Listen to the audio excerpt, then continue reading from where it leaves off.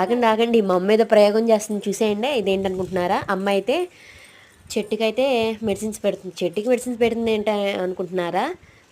ఈ చెట్టు అయితే వేసవికాలంలో చనిపోయేదేనండి. ఎక్కడెక్కడ కొంచెం పచ్చితనం ఉంది. అమ్మ అయితే మళ్ళీ బతికించుకుంది, వాటర్ పోసి ఇంకా మందు బిళ్ళలు పెట్టి.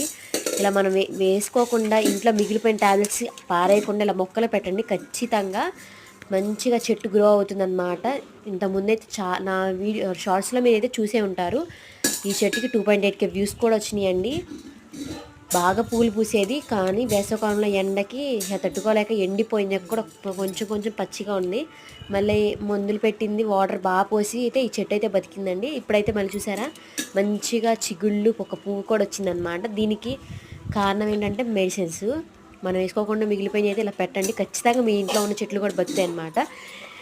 వీడియో నచ్చితే మా అమ్మకైతే ఒక లైక్ ఇచ్చేసేయండి. ఇలాంటి విలేజ్ షోస్ చూడాలనుకుంటే సబ్స్క్రైబ్ చేసుకోండి. Thank you for watching.